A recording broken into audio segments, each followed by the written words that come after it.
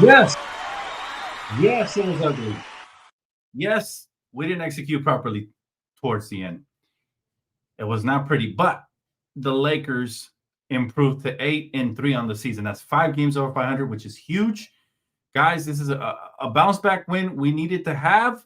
I thought, again, it wasn't the prettiest game, but to be honest, the last 3 games in a row haven't been necessarily pretty by the Lakers, all 3 of them. So I hope they get that together because we need them to. And we're going to have a much tougher opponent coming up versus the Oklahoma City Thunder, right? But, man, I'm just happy we won, okay?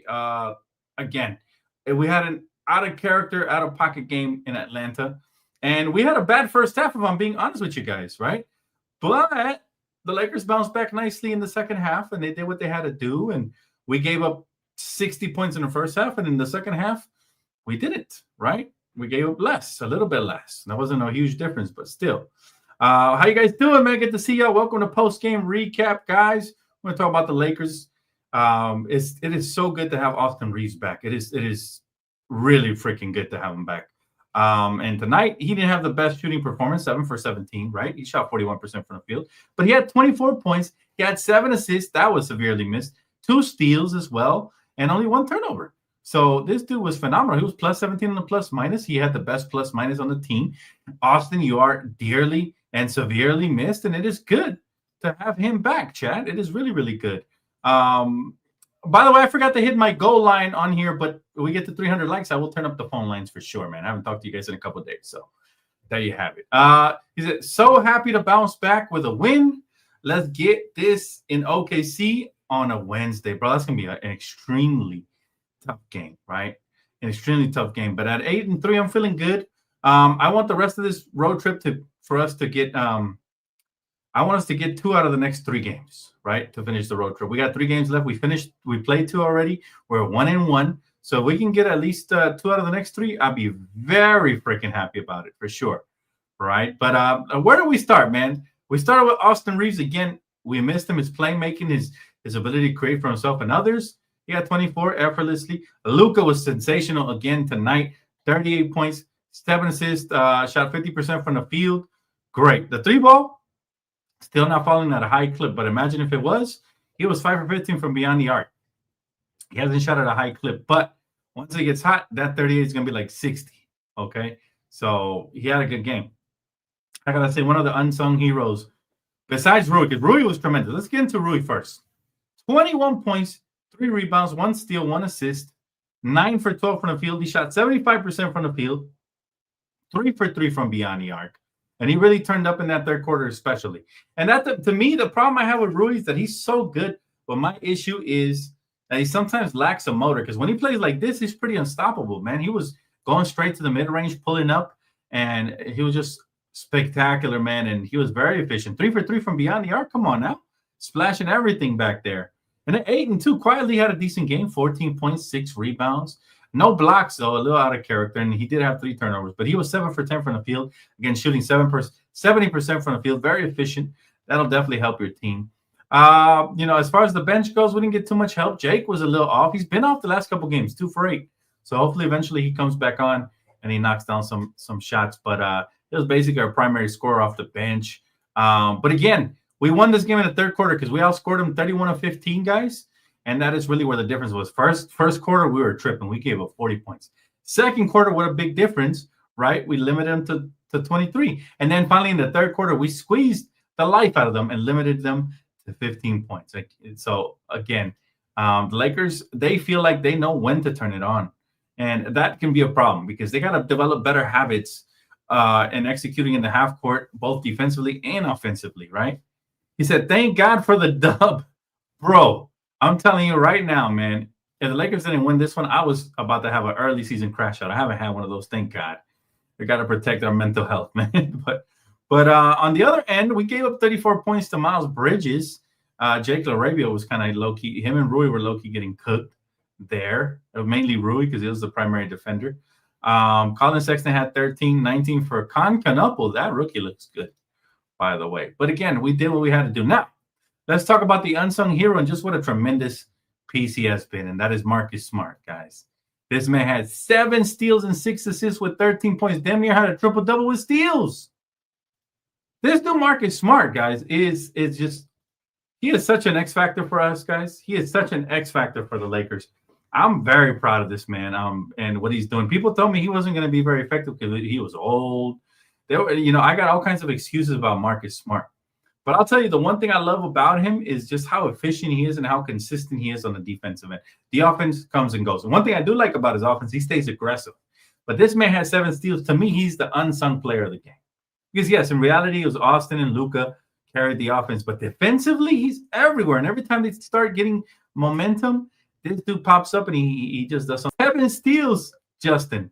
Believe it or not. But, yes, Katrina, we won again. It is good to be on the winning column again. And again, if the Lakers can finish and win at least 3 out of the 5 road games, we'll be happy. 8-3 is a very good start, guys, no matter who you ask, especially in considering all the injuries. But yeah, thank God for the W.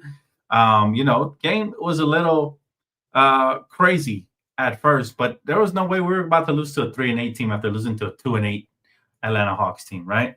Now back to back. And quarter by quarter, I'll tell you, man, it was a back and forth affair at first, with multiple lead changes. The Hornets came out, they jumped out to a red hot shooting 15 for 21 from the field, but we knew that they were going to cool off. Starting with Miles Bridges, he was 4 for 4 in that first quarter from 3, right? He dropped 16 points right away. But again, second quarter, we started swinging things in our direction. And by that third quarter, that was the turning point. The Lakers absolutely dominated. We outscored Charlotte significantly, and it was part of a 43-33 run across the third and fourth quarters, right? But Doncic and Reaves is good to have the best backcourt in the NBA, and that's exactly what they are. They're the best backcourt in basketball. Make sure you guys smack that like button, man. We get 300 likes. We turn up the phone lines. Otherwise, it's all good, man. We read all the comments and all that good stuff. Let's see. Luka Laker says Hachimura is shooting almost 50% from 3-point. You have to have some brains here talking about trading him. I don't understand, to be honest. Well, it's never been a scoring issue with Rui because when Rui wants to turn up, he turns off. He turns up. The issue with Rui is his inconsistencies. The good news is that in the playoffs, he turns up another level. So that's why I don't really have a sense of urgency. I've defended him before in trade talks. But you have to wonder because, Lakers are – the thing about Rui is his lack of rebounding and defense sometimes. It is very disheartening when he doesn't have the offense going. But when he has the offense going, all is forgiven. You even forget that he's not rebounding. You forget all of that. And but I like Rui. Obviously he's a fan favorite. Shout out to the Jep. And tonight he had it going, especially in that third quarter. He went off and he was very efficient. Dude didn't miss a 3. 3 for 3 from beyond the arc for 9 points there. Ends up with 24, the same amount as Austin. And we had a big 3 right there. I just wish he had more of a motor on the defense and rebounding side. But I get it. Guys can't do it all.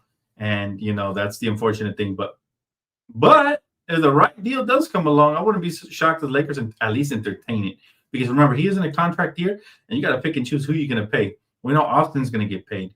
We know we want to bring back Marcus Smart. We want to bring back, I think, is Marcus in a two-year deal? He might be. So we might have luck there. But want to bring back a couple players, and we're going to have to pick and choose. Another option would be to get off of Vandal's contract, because Vandal sometimes, when he doesn't have the offense going, when his defense is like tonight where he was in foul trouble, he kept getting in foul trouble. Now, some of that was on the officials. I will say that. But when it's like tonight where you keep getting in foul trouble, trying to rebound over dudes' backs and stuff, and you're not even really in the game, he starts looking more expendable, right? It depends on the night, though, because I do like Vandal's defense and hustle and energy overall, but it's something, Let's see. D Prince says, but the only have Luka for the 5th spot in MVP race is because he missed some games. I don't know. He should not be 5th. He should be 2nd at worst. But yeah, no. They should be 1 or 2. Ain't no way he should be. That is insane for them to have him down there like that. Disrespectful to Luka. DJ, my guy said, Dan, do you think we're going to get Wiggins? Man, that's all we need. And the Lakers versus Knicks in the finals. I love that finals, by the way. Wiggins' contract looks less and less appealing by the day. If it happens, I would be interested to see for who. Like, if we get Wiggins for, Gabe Vincent and Maxi Kleber, then I would be okay with it. We create an extra roster slot for somebody on the buyout market. right? But as far as if you got to give him something really good for him, probably not. To answer your question, DJ. Vando's terrible offense far outweighs his defense. Yeah, Vando look even more so than Rui. Now, obviously, with Rui, I question how much are the Lakers going to pay him to re-sign him. Like, we're going to have limited money. Obviously, if LeBron doesn't re-sign, we'll have a little bit more, but still going to be limited. Like, if the Lakers really love him, which I think they do, they'll pay him upwards of $15 million a year. But how much is he really worth? Love Rui's scoring ability. I wish he brought us a little bit more because when he wants to play defense, I've seen this man block shots. I see this man get out in transition, jump the passing lanes, do all kinds of things, right? Offensively, I don't worry about him because I know once he gets hot, he's like a mini microwave. Once he gets hot, there's going to be trouble stopping him, like Charlotte tonight, right? And I know you can count on him in the playoffs. He's not afraid of the big moment. He showed it time and time again. He's been even better than he's been in the regular season. It's like he turns up. It's like, okay, it's Rui time, right? But yeah, Vando, there's a couple pieces that look expendable right now. Let's start with Gabe Vincent. Gabe Vincent right now looks like the most expendable contract on this team right now at the trade deadline. Okay. Maxi Kleber, number 2. Maxi Kleber, number 2, most expendable. After that, I probably have to go Vando because of that, because of the inconsistencies and deficiencies on the offensive end. And defensively, like tonight, when they don't allow him to play his game and get scrappy, he's basically a non-factor, So if you dangle those 3 names on the trade block and try to get something good in return, that could put us over the top, right? Depending on what that is. But it's too early to talk trades right now. The Lakers are 8-3. That's 5 games over 500. And we got the Oklahoma City Thunder coming up. So that is the team that we're going to be measuring towards. And I'm glad we have Luka and Austin. Still don't have LeBron, but at least we have Luka the Don and we got Austin Reaves, right? Those are major keys and major pieces to have for a game like that, right? Let's see. He said AR is going to be our star guard. Both him and Luka, man, they're both clutch and they take turns. And I like this competitive dynamic they have with each other, right? I like that competitive dynamic. Yes, get them likes up, 300 likes. I open up the phone lines, guys. We can get it. Let's get it there. But, think about the Lakers here, man, is that we're playing efficient basketball right now. We shot 57% from the field, 37.5% from beyond the arc, right? I think, how many turnovers did we have tonight? Let me double check that. I think we only had, let me see. We had a little bit of turnovers. We did a good job there, and that is always a huge part of our game, right? We only had 11 turnovers tonight. That's amazing. I would say anything under 15 is good. We turned them over 23 times. So that's the difference between, this is the reason they're 3-7 and we're 8-3, right? And by the way, we're 5-1 on the road. So let's keep building that. Because again, that's the mark of a good team. We shouldn't have lost to Atlanta. We should not have lost to Atlanta, man. That is disparaging and disappointing, but feels good to get a bounce back win, and we're getting healthier. LeBron's starting to ramp up. For those of you that weren't here for pregame, this dude was working out with the South Bay Lakers today. So he's starting to get some on-court activities and getting ready to, maybe make his mark this season for the first time. Let's see here. Our defense has to pick up if we want to compete for a chip. Oh, absolutely. The problem I have with the Lakers is that I feel like sometimes they play down to the competition instead of playing up to said competition, right? So they play down to the competition, and that really bothers me, man. But again, man, this team is just so talented. They feel like they could turn it up at any point, and that is actually how you build bad habits, But first half, we looked lethargic. First half, I was like, we're gonna have a repeat of the Atlanta Hawks game, and then second half, we came out here like the real Lakers team. That is the reason we're 8-3, right? And so we finished 121-111. Scoring hasn't been the issue. We got to clamp down a little bit more, like you said, defensively. But Luka, man, he's such a stud. 38 points. He did it effortlessly. 38 points, 6 rebounds, 5 threes tonight. He just completely goes off and he makes it look easy. Luka's the type of player, he just makes it look so smooth that sometimes you don't even always have much of an impact. You look up at the scoreboard, he's got 25 points in the first half. Next thing you know, he's got 40 points. He's that talented, man, and we're so blessed to have him. Again, I thank God. I've been thanking God since we landed Luka for the fact that we were able to make out like bandits in that trade, not even have to include Austin Reaves in that package. Can y'all imagine if Austin Reaves was playing? He was showing glimpses last year for sure. But if he was playing like this, like a true superstar, if he was playing like this last season, that would have been trouble because I think they would have demanded him be included in the package. And then we would have had no deal. So I think Austin Reaves is peaking at the right time, right now, at the exact moment. My guy DJ says, who do you think we need to target, Dan, before the trade deadline? I used to believe we needed an athletic shooting guard, but Austin has put me on hush mouth. You're not wrong, though. I could use another combo guard. I think Malik Monk. I still have, again, when I stick to a name, just like with Marcus Smart a couple years back, I always thought he'd be perfect for this team. He is. I think Malik Monk would be great. I know he's got a $18 million contract, but we got a couple of contracts we could offload, man, if they're willing to budge, right? Somebody like that, a combo guard who can put the ball in the hole and create off the benches. I think I'm not so concerned for regular season. We're getting plenty of offense, but come playoff time, I think we're going to need a little bit more firepower and ball handling off the bench, and I just don't trust Gabe. Right, so we can put him in a package and move him out of here. Man, that'd be great. My guy says, I think matchup against teams like this really spotlight our lack of athleticism and foot speed. They're naturally hard matchups for us, but I'm glad we pulled it off, and hopefully Rob can cook. Yeah. I think Rob has one more under his sleeve for sure. I think for sure Rob is going to get it done, man. And again, I love the fact that we're learning to play in spite of missing. In spite of missing so many pieces early on in the year, we're still finding ways to cook, man. That is good. He said, also, Smart was amazing, but huge shout out to Rui. Girl gets literally 0 plays, Cole? Hey, yo. Oh, right here, he said, my bad, talk to text. Okay. He literally gets 0 play calls for him and always has about 15 points out there. And he's one of the most efficient in the NBA this season. Man, honestly, I would have 0 complaints about Rui if he just rebounded and defended a little bit more. But I love what he's doing offensively, and you're right. He's one of the most efficient. But, yeah, man, I just, the defense needs a little bit to be desired, especially early in games when everybody should have a tremendous amount of injury. But the good news is we have guys like Marcus Smart, man. I like more of a 3-and-D combo guard personally. Fair enough. I think we have plenty of those, though, man. We got Marcus. We got Jake LaRavia. We got Vandal. We got guys we can throw out there. If we get another one, I'm not complaining. What about Adu Thero? What if he ends up being one of those guys? Imagine. Now, he's got to get the 3 part of the 3-and-D down, right? Because he wasn't a great shooter in college, but you just never know how they translate, man. Poor Gabe Dude gets called on every stream. It's because we're enjoying all these wins without him, Rich. Got to keep it a stack, man. Nobody else will keep it a stack with you like this, man. We are enjoying. Look, I wish him a speedy recovery, and you hate to see anybody injured, but man, this was a blessing in disguise because he was stinking it up to start the year, especially defensively. He was getting just shredded, man. You would have thought he wasn't juicing up the way he was in a blender. Okay, so for those reasons, yeah, he's going to get picked on because I just don't want him to come around and ruin. Everybody's worried about LeBron coming back around and ruining stuff, man. That's not who you should be worried about.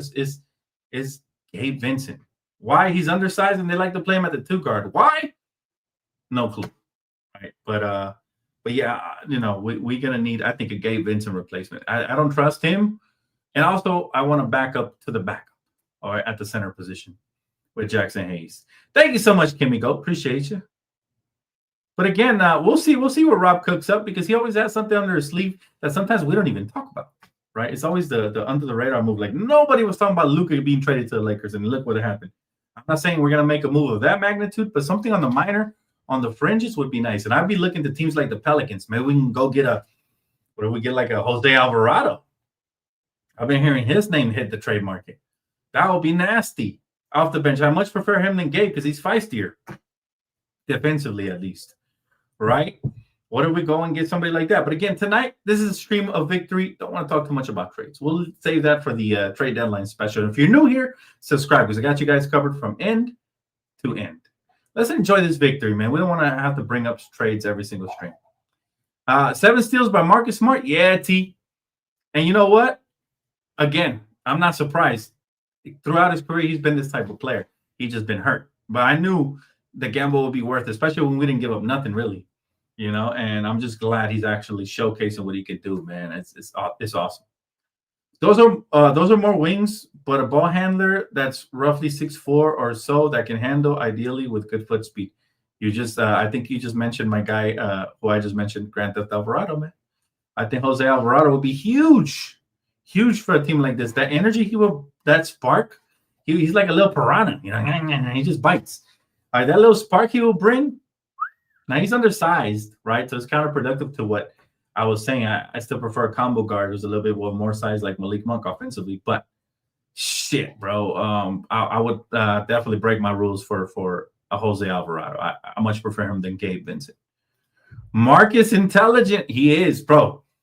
He made a mistake the other night, right? A couple games back that almost costed us when he inbounded the ball with his foot on the line, but that is minimal compared to everything he has done. And again tonight, it was spectacular, man. He was just phenomenal. And 7 steals is not easy to get, man. That just tells you that he's changing up the entire game, especially when I noticed that he capitalized when we play younger teams. That's when he makes his mark. 7 steals, but he also had 6 assists. He was efficient from the field, 4 for 9, 3 for 7 from beyond the arc. He ends up with 13 points, man, just completely filling up the stat sheets. But the 7 steals is what stands out to me. It is what stands out to me, man, the 7 steals. And, you know, I hope he continues that and he stays healthy because with his play style, my only fear is that he'll get hurt at some point because he's constantly diving on the floor and doing all these things, putting his body on the line, leading by example, like a true leader that he is. P3 says he's not the 2 because Luka isn't the 1 on offense. He is because he's not guarding the 1. But, yeah, he's very undersized, and he looks small against the small guards. You mean against the tall guards? Yes, absolutely, man. But what you guys think of that, man? I'm looking at the Pelicans. I'm looking at losing teams like maybe even – shoot, I'm not going to lie, man.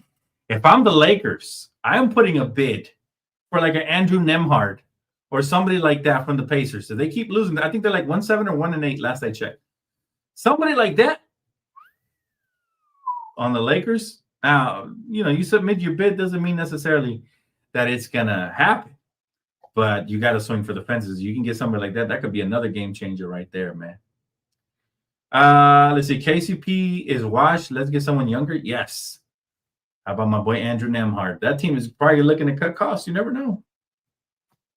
Alvarado and Smart on the same team. Sign me up. Those 2 guys will be pests, bro. Absolutely. Yo, D Prince, I'm always trying to think outside the box, right? And when I think of trades, I think of logic. Logic is teams that are doing good in the league are most likely not going to trade any of their key players. But teams that are doing bad in the league, that is when you got to pounce on the undervalue of certain players like Jose Alvarado, players like Andrew Nembhard. That's what we should target, to be honest with you. And we have some pieces we can go. We have expiring contracts. I believe we have a late first-round pick in 2031. I think. I'm not sure. You know, and we got Dalton. We got certain pieces that we can give up. Notice how I glazed over Dalton really quick because a lot of people won't like it. Keon Ellis will be a good fit for us, but I like our team right now. Oh, I like our team as well. It just feels like there's just a little bit left to be desired. Just a little bit. But, yeah, man. And here's the thing. We still haven't looked at our full team. We still don't know what the rookie Adu Thero is going to look like. What if he comes in and he looks polished and he surprises everybody and earns minutes? He's a 6'7" athletic wing who jumps out the gym and looks like an elite defender. That would be huge. And then Vando would look really expendable if he turns out to be that, right? Also, LeBron, how is he going to look? Is he going to be a shell of himself? Is he going to be himself fully? Is he going to be 90% of himself? Like, we just don't know. We just don't know. No, we just don't know, right? So, again, I don't think the Lakers will make any trades until everybody's back and we see the entire picture of the puzzle and see how we look. Because what if we already have it all within, right? What if? My guy said, no. Gabe looks small against small guards, LOL. He looks super small against the big ones. Also, Monk is what? 6? He's 6'2". But I wouldn't be mad with that firepower. Hey, we lost him. For me, Malik Monk, though, he has a good wingspan. Even though he's 6'2" or 6'3", somewhere around there, he plays like he's 6'7" because of his athleticism and his wingspan. And he's a capable defender. I think on a better team, he'll look better. The Kings don't need all those guards. They got too many already anyways. Give us Malik Monk, offload him. That'll free up more minutes for Russell Westbrook and for Zach LaVine, whoever else they got there, Keon Ellis, whatever. And, you know, you offload a contract like his and you get an expiring contract like a Gabe Vincent or whatever it takes to fit in to get that back, you know. And I think it could be a silent but deadly move because now you got a combo guard. Because look, off the bench, if you look at what we have right now, We got an energy guy in Jackson Hayes, an energy guy in Vando. We have for the most part, energy guy, but sometimes score in our guy Jake LaRavia. Now all we need is a true bucket getter. And since Austin's never coming off the bench, this is why you get a cheap, poor man's version of Austin, and you get a Malik Monk, somebody who can fill it up. That we really suffered from that. I don't trust Gabe Vincent. I'm sorry, I just don't. Last time in the playoffs, he wasn't doing shit for us. And what happens in the playoffs, they throw their lengthiest, best defenders on our guards, and this dude is too undersized to go up against him. He's not going to be able to do the things he did in preseason, right? When everybody didn't have their foot on the gas. So that's my primary concern for Gabe. And we'll talk more about that as we progress, man, on future shows. But yeah, it's just I just don't trust him in the postseason. He might look good in the regular season here and there, but he hasn't showed it to me in his early Laker career that he can really make his mark. He's gonna have to prove me wrong. More two-way talent? I'll take that too. Dalton, Gabe, and Vando looking very expendable. I agree, man. I agree. And I hate to agree on Vando. But with that contract size, you can get something pretty good in return. You really can. So, again, you look at this Laker team, we're not lacking a lot, right? We got our big man. I got to say, I'm very happy with DeAndre Ayton. I think he should be the big man of the future. Sign him to a 4-year deal worth about what? Maybe like 60 mil for 4 years? About 15 million a year. He might sign that, right? We got Rui. You know, he's a bucket getter, right? So we got that designated bucket getter. Not much of anything else, but designated bucket getter. Marcus Smart, our designated defender and playmaker, right? 7 steals, 6 assists tonight, and he can score sometimes. 13 points. There you have it. Luka Doncic, you got your superstar. You got Austin Reaves, your other star, right? You got LeBron, your other star, right? And then, like, the starting lineup is taken care of. But then when you look at the bench, again, I see a lot of repetition. I see a defensive guy in Vando, a defensive guy in Jackson Hayes. They're energy guys. They'll score from here and there, but they're not really bucket getters. Jake LaRavia, he's been off lately. He's a bucket getter, but he's been off lately. 2 for 8 again tonight for only 6 points. We need more than that from Jake. I need about 12 points a game for him if he's going to play 25-plus minutes. Dalton just too inconsistent. 1 for 4 from the field again tonight. Well, for only 3 points. Jackson Hayes, 2 points, but again, he's the energy guy. What I see team need, and I think we're missing a combo bucket getter guard off the bench. That's why I say my preference would be a Malik Monk or somebody like that, right? That's my preference. Let's see. D. Free says, is Vando a negative asset? Gabe and Dalton arguably are because they're not quality players right now, and unless we're taking on long-term salary, teams have no interest in trading for expiring. I don't think Vando's a negative asset. I think there's teams out there that will like his defense and his veteran leadership, but I don't think he's as valuable to others as he is to us, defensively at least. I think he's one of those players that when you have him, you're like, whoa, this guy's better defensively than I thought when I acquired him. And so therefore he might not have too much trade value. But like I said, man, if there's anybody looking to shed salary, anybody out there who's struggling and wants to be a seller, we got a couple of tradable contracts, and that's one of them. Vando's contract is not so bad. What is he worth? Like 12 mil a year? That's not bad for a lockdown. Okay, now Gabe is an expiring contract. There's some value for him somewhere in the NBA. I don't know where. We'll find out later as we progress in the season. But there's some value somewhere for him around the NBA. Dalton is a negative asset because even though he's on a rookie skill contract or whatever, he hasn't really proven himself at all.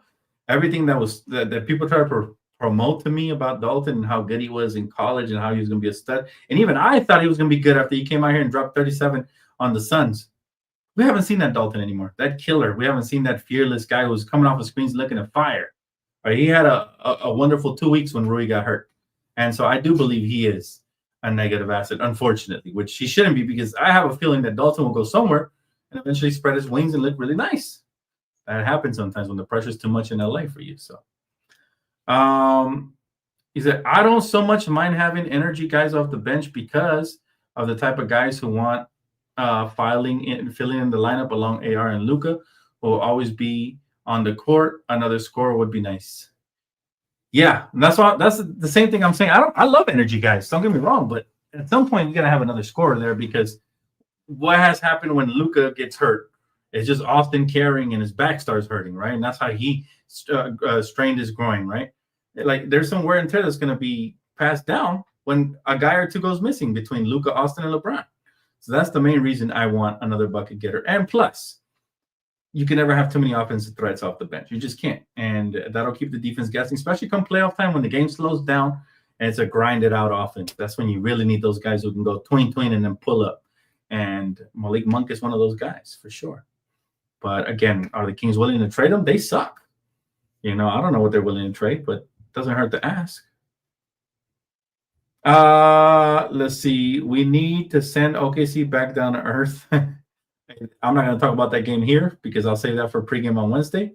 But I'm very excited for that game. I think that's going to give us a good idea of where we're at right now, even though we don't have LeBron James right now. In spite of not having LeBron James right now, I think we'll get somewhat of an idea of where we are as a unit, right? So, again, to me, that's a measuring stick game. I'm not expecting to win it. I'm expecting to compete in it.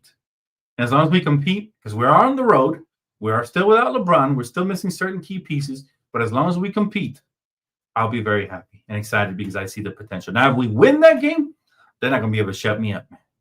They're not going to be able to shut me up. I might have to bring back over the hedge just for that if we win that, right? Now, early on, we've had a little bit of an easier schedule. We've taken advantage of it. I told you guys when the season started that this schedule was very favorable. And, I think I predicted 7 out of the first 10 for sure. But that was before we knew LeBron was going to be out all this time. So, again, this team has even exceeded my expectations. But the real tests are coming. The real games on schedule are coming right now. We've been playing the Hawks, Charlotte Hornets, some depleted teams here and there. But the real tests are coming for sure. All right, let's take another question. My guy Rich says, Dan, how you feel about taking a chance on Klay Thompson? Not sure if he's still under contract, but veterans minimum, I'd be curious. He's still under contract, and he's worth too much, and I don't want Klay. Klay is washed. Klay is under the curse. All right, he's under the curse of his current woman. We know who that is. Don't want to mention her. Don't want to bring any bad vibes, but when you get with women like that mess with witchcraft and shit, you get cursed. I'm getting chills just talking about it, right? We've seen this happen in Lamar Odom with them Kardashian witches, right? Now we're seeing this happen with Stallion, right? This man, the moment that succubus hooked up with him, his career's over, man. And I'm sorry, free my boy Tory Lanez. He didn't do it, y'all. He didn't do it. And yes, we definitely thought it was a bullet with Klay because he was more interested in getting the booty than getting buckets. So, yeah, I would not take to answer your question, Rich, I would not take a chance on Klay Thompson. Absolutely not. He's better off retiring than being a Laker. He had his chance, and as Kobe always said, we shouldn't have to beg you to come here. All right? So I'm done with him. We move forward. OKC is better this year. Laugh myself. That's terrifying.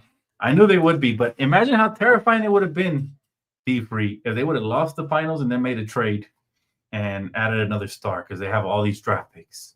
Right, so I'm kind of glad they won the championship because of that. Now, yes, they are terrifying. They're only going to get better, and they're going to be here for a long time.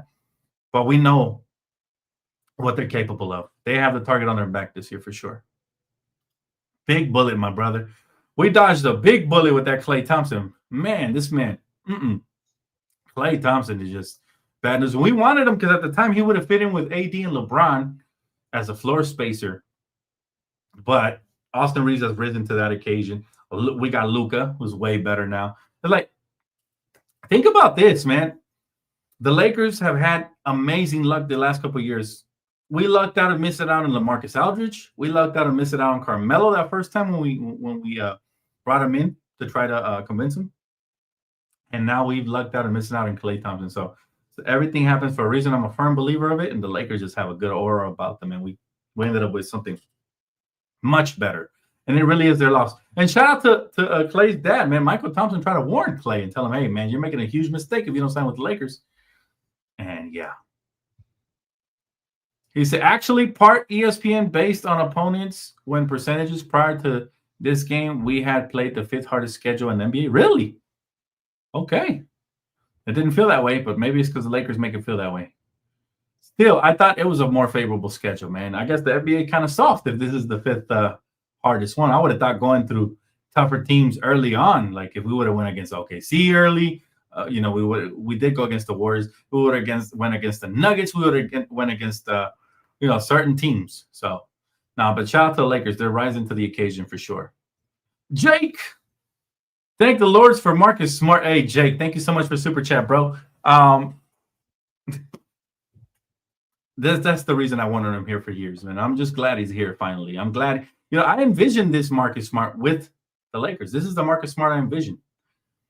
Now I'm disappointed in Vando because he was making a similar impact, not as great as the one Marcus is making, but similar. Like I'd say 1/3 of the impact Marcus has made so far defensively throughout his early career with the Lakers. But ever since then, it's been injuries. He's been getting in foul trouble. His jump shot has been falling. So, Marcus Smart was a necessity on this team for sure.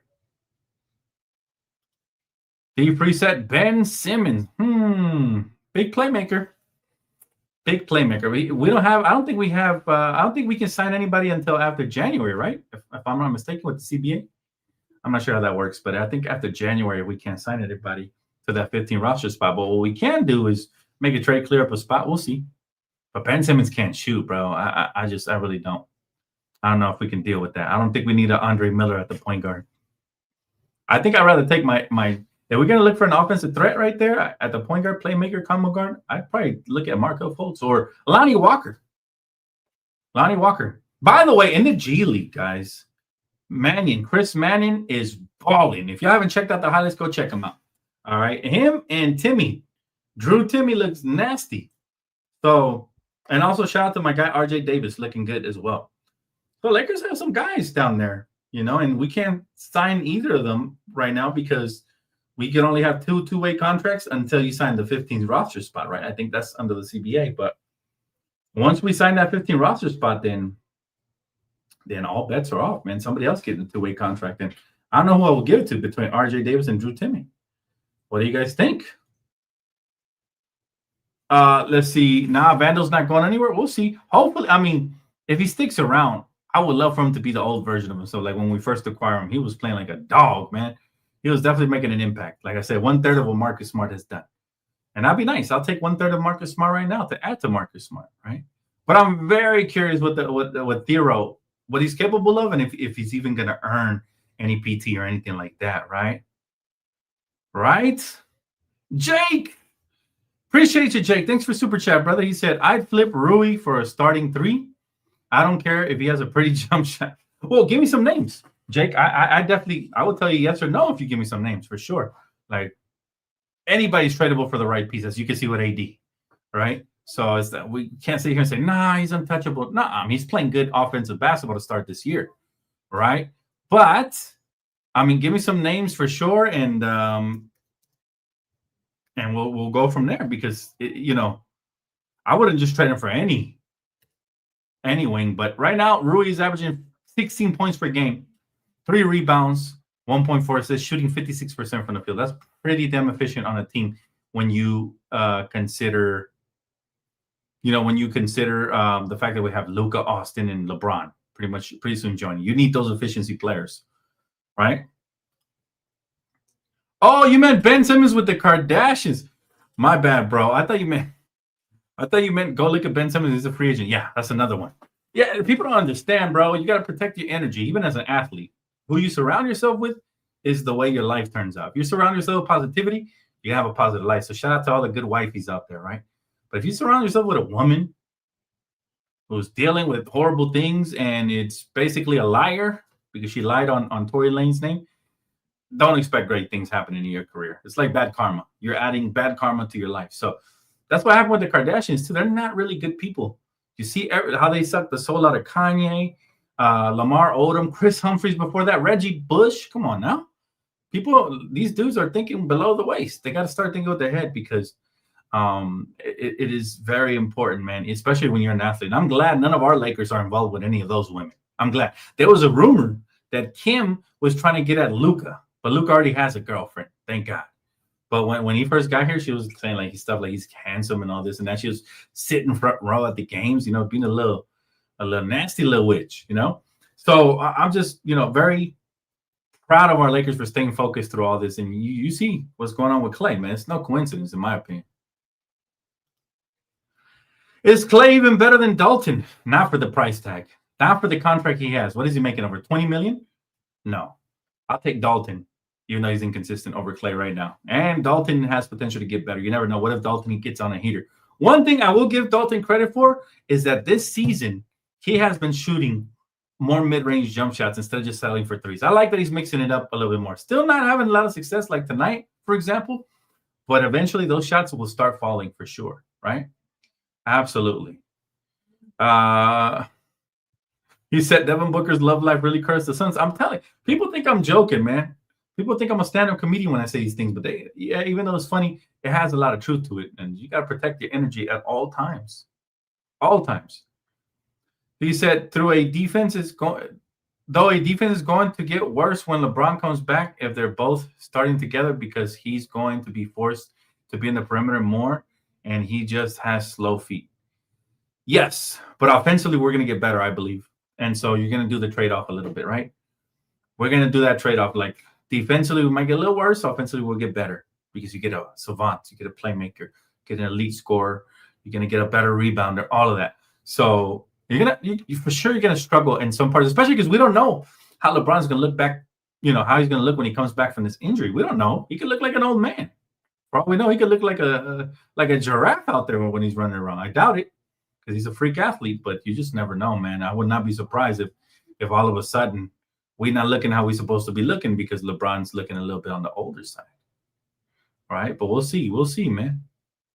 So the Rui defense. Would you trade Rui for MPJ? Yes, in a heartbeat. See, these the type of trades right here that I'm open to. Yes, absolutely. Yeah, absolutely, for sure. What is MPJ averaging this year? I think he's averaging over 20. And it's not even about that because he's not going to average that with the Lakers, but he's just more of a threat, man. You know what I mean? Let's see what he's averaging right now. I'll tell you. Yeah, he's averaging 23 points per game, 7 rebounds, and 2.6 assists, shooting 47% from the field.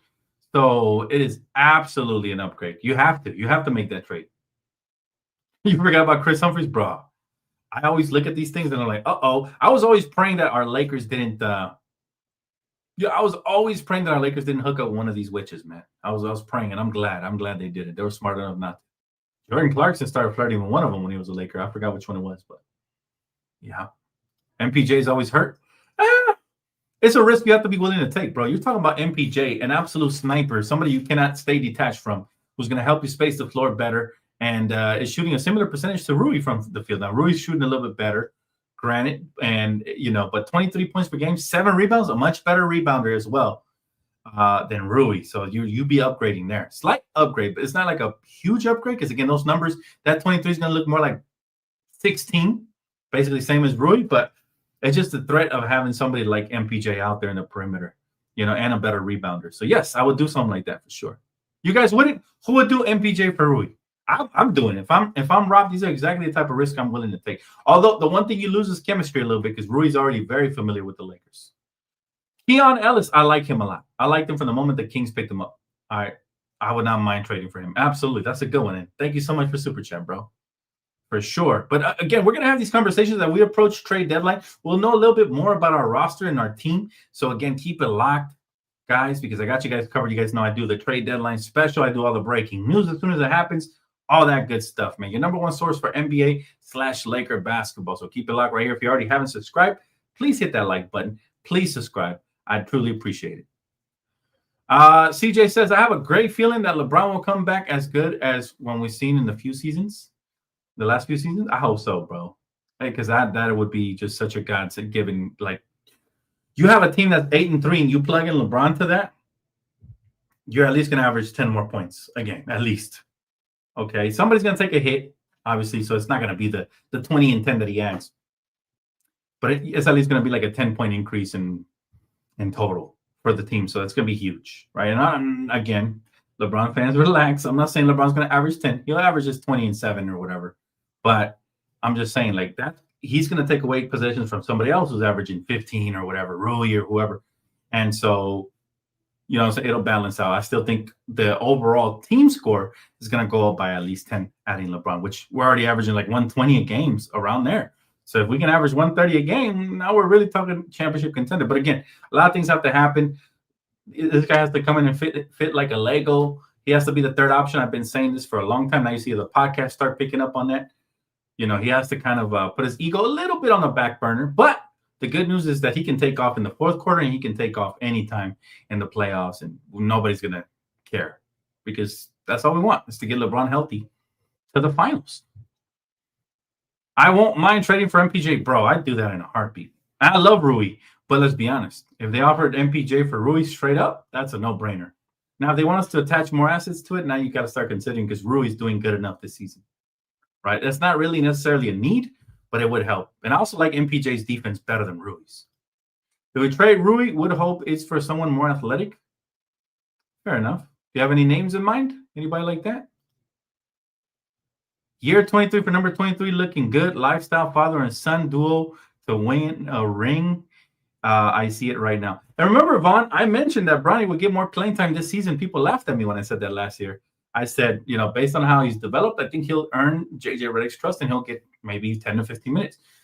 Some of those minutes might go away when our bench goes back to being regular, but I've been proud of what Bronny's been showcasing for the most part. And so, yeah, man, there's a lot of potential there, guys. Anyways, I want to thank my sponsorship, Underdog, man. You guys know, #1 daily fantasy sports app out there, man. Underdog is where it's at, man. Also, Prize Picks. Prize Picks is phenomenal as well. Make sure you guys tap in promo code DTLF, man. But I want to thank these sponsorships for believing in your boy and keeping these lights on, man. I want to thank all you guys for participating as well. As always, appreciate the super chats, the likes. If you already haven't, please subscribe, guys. I do appreciate it. I will see you guys on the next one. That's going to wrap it up for me. But Wednesday, big night coming up, man. I'm very excited for that game. And let's see where we stand against the Oklahoma City Thunder. All right. Keep it locked. All things Lakers and more. Peace.